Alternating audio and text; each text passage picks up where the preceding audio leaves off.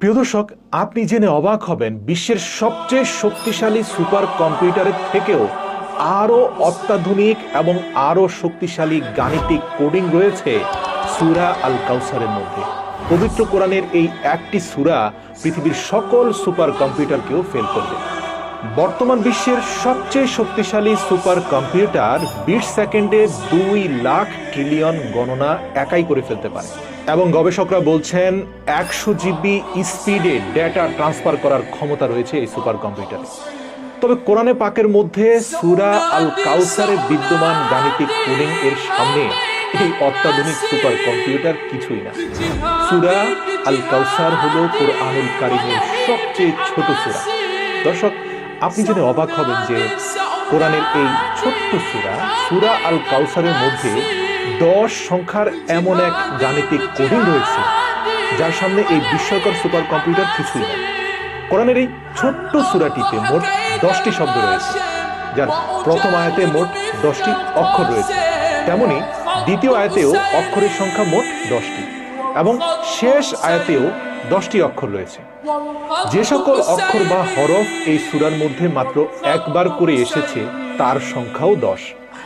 এই সূরাটির মধ্যে যে অক্ষরটি সবচেয়ে বেশিবার এসেছে সেটি হচ্ছে আলিফ, যা মোট 10 বার এসেছে। এই সূরাটির প্রত্যেকটি আয়াতের শেষ হয়েছে একটি অক্ষর দ্বারা, সেটা হচ্ছে আরবি হরফ র, যা আরবি হরফ সমূহের মধ্যে 10তম হরফ। কোরআনের যে সকল সূরা এই র অক্ষর দ্বারা শেষ হয়েছে তার সংখ্যাও 10, যার মধ্যে সূরা আল কাউসার সর্বশেষ সূরা।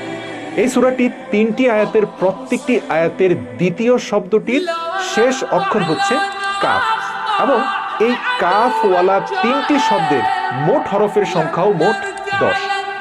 যেমনটা আগে বলা হয়েছে যে এই সূরাটির প্রতিটি আয়াতের দ্বিতীয় শব্দের শেষে কাফ হরফটি রয়েছে এবং প্রতিটি আয়াতের শেষ অক্ষর হচ্ছে র।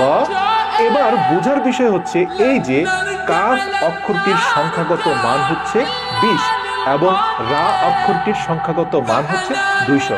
এখন আমরা যদি 200কে 20 দ্বারা ভাগ করি তাহলে ভাগফল হবে 10। কোরআনের সকল সূরার মতো সূরা আল কাউসারের শুরুতেও বিসমিল্লাহির রহমানির রহিম আছে। দেখা যায় বিসমিল্লাহির রহমানির রহিম এই বাক্যটির মোট অক্ষরসমূহের মাঝখানে র হরফটি রয়েছে, যার সিরিয়াল হচ্ছে 10তম, যেখানে বিসমিল্লাহ শব্দের মধ্যে হরফের সংখ্যাও 10। পুরো কোরআন শরীফের 2টি সূরা এমন রয়েছে যার শুরু হয়েছে ইন্না শব্দ দিয়ে এবং যাদের শেষ হয়েছে রা অক্ষর দিয়ে, যার মধ্যে প্রথম সূরা হচ্ছে সূরা আল কদর, যা পবিত্র কোরআনের 97 নম্বর সূরা এবং দ্বিতীয় সূরাটি হচ্ছে সূরা আল কাউসার, যা পবিত্র কোরআনের 108 নম্বর সূরা। মজার ব্যাপার, এই 2টি সূরার মাঝখানে সূরাসমূহের সংখ্যাও 10টি। কোরআনের 97 নম্বর সূরা অর্থাৎ সূরা আল কদরে রা অক্ষরটি এসেছে মোট 10 বার, যেখানে সূরা আল কদরের শুরুও কিন্তু ইন্না শব্দ দিয়ে হয়েছে এবং দ্বিতীয় সূরা আল কাউসার, যার প্রতিটি আয়াতের শুরুই হয়েছে ইন্না শব্দ দ্বারা। এই 2টা সূরার মাঝে ইন্না দিয়ে শুরু হয়েছে এমন আয়াতের সংখ্যাও মোট 10। এছাড়াও সূরা আল কদর এর শেষ আয়াত থেকে নিয়ে সূরা আল কাউসার এর প্রথম আয়াত পর্যন্ত মাঝখানে যতগুলো সূরার যত আয়াত রয়েছে তার মধ্যে এমন শব্দ মাত্র 10টি রয়েছে যার শুরু হয়েছে রা হরফ দিয়ে। কোরআনের 97 নম্বর সূরা আল কদর এর শুরু আলিফ দিয়ে এবং এই সূরার মোট এমন 10টি শব্দ রয়েছে যার শুরু হয়েছে আলিফ দ্বারা। এই সূরা আল কাউসার পবিত্র কোরআনের সবচাইতে ছোট সূরা।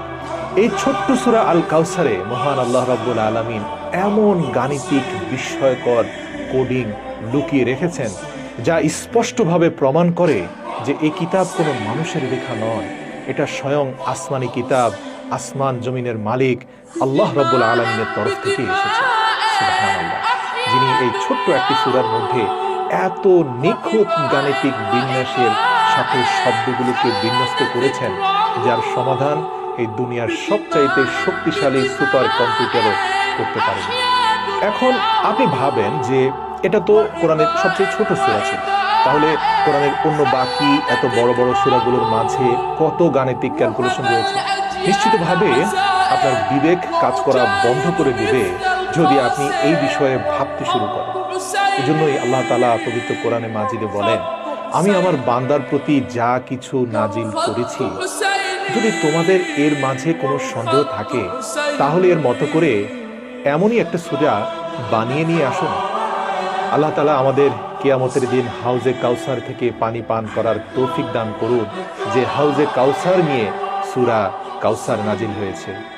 যেদিন কঠিন পিপাসার মধ্যে শুধুমাত্র হাউজে কাউসারের এক গ্লাস পানি আপনাকে পুরো কিয়ামতের ময়দানের পিপাসার হাত থেকে রক্ষা করবে, পরিপূর্ণ প্রশান্তি দান করবে।